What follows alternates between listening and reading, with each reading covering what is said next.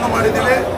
ಹಾಗೆ ಈ ಒಂದು ಗುತ್ತಿಗೆದಾರರ ಸಂಘ ಸದಸ್ಯರು ಸಂಘಟನೆಯಲ್ಲಿ ಜಾಗೃತಿಯಾಗಬೇಕು ಕೆಲಸವನ್ನು ಮಾಡಿದ್ವಿ. ಹಾಗೆ ಹಲವಾರು ಗುತ್ತಿಗೆದಾರರ ಸಮಸ್ಯೆಗಳು, ಗ್ರಾಹಕರ ಸಮಸ್ಯೆಗಳಿಗೆ ನಾವು ನಿರಂತರವಾಗಿ ಕೆಲಸವನ್ನು ನಿರ್ವಹಿಸಿದ್ವಿ. ನಮ್ಮ ಕೆಲಸಕ್ಕೆ ನಮ್ಮ ವಿದ್ಯುತ್ ಗುತ್ತಿಗೆದಾರ ಬಂಧುಗಳು ಸಂಪೂರ್ಣವಾಗಿ ಆಶೀರ್ವಾದವನ್ನು ಮಾಡ್ತದೆ. ಹಾಗೆ ನನ್ನ ಇನ್ನೊಂದು ತಂಡದ ಹಲವಾರು ಕೇವಲ ಒಂದು 8ರಿಂದ 10 ಜನ ಅವರು ಸೋಷಿಯಲ್ ಮೀಡಿಯಾದಲ್ಲಿ ಅಪಪ್ರಚಾರವನ್ನು ಮಾಡ್ತಾ ಇದ್ದಾರೆ. ಅವರ ಅಪಪ್ರಚಾರವನ್ನು ನಾವು ಅವರ ಆಶೀರ್ವಾದ ಅಂತ ಸ್ವೀಕರಿಸಿ ಅವರ ಅಪಪ್ರಚಾರಕ್ಕೆ ನಾವು ಯಾವುದೇ ಪ್ರತಿಕ್ರಿಯೆಯನ್ನು ಕೊಡಲ್ಲ. ಡಿಸೆಂಬರ್ 14ನೇ ತಾರೀಕು ನನ್ನ ಗುತ್ತಿಗೆದಾರ ಬಂಧುಗಳು ಅವರೆಲ್ಲ ಅಪಪ್ರಚಾರಕ್ಕೆ ಉತ್ತರವನ್ನು ಅವರು ಕೊಡ್ತಾರೆ ಅಂತ ಹೇಳ್ತಾ ಇವತ್ತು ನಾಮಪತ್ರಿಕಾ ಸಲ್ಲಿಕೆ ಕಾರ್ಯಕ್ರಮದಲ್ಲಿ ನನ್ನೆಲ್ಲ ರಾಜ್ಯದ ಗುತ್ತಿಗೆದಾರರು ಬಂದಿದ್ದಾರೆ.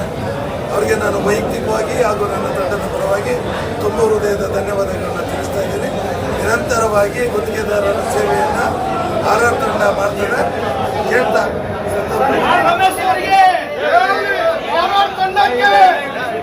ಸರ್, ನಾವು ಗೆದ್ದ 60 ದಿನದಲ್ಲಿ ನಮ್ಮ ಸಮುದಾಯ ಭವನದ ಶಂಕುಸ್ಥಾಪನೆಯನ್ನು ಮಾಡ್ತಾ ಇದ್ದೀವಿ. ಪ್ರಮುಖವಾಗಿ ಈ ರಾಜ್ಯದಲ್ಲಿ 100 ವರ್ಷ ತುಂಬಿರುವಂಥ ಸಂಘದಲ್ಲಿ ಸುಮಾರು ಜಿಲ್ಲೆಗಳಲ್ಲಿ ಸಂಘದ ಕಚೇರಿಗಳು ಸ್ವಂತ ಕನ್ನಡ ಇಲ್ಲ.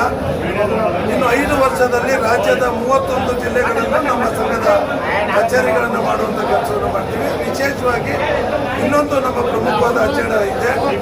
ಏನು PWD ಕೆಲಸವನ್ನು ನಿರ್ವಹಿಸುವಂಥ ಗುತ್ತಿಗೆದಾರರಿಗೆ ಅವರ ಟೆಂಡರ್ ಪ್ರೀಮಿಯಂ 0.5% ಡಿಡಕ್ಟ್ ಮಾಡಿ ಗುತ್ತಿಗೆದಾರರು ವೆರಿಫೈ ಯೂಸ್ ಮಾಡ್ತಿದ್ದಾರೆ CBM.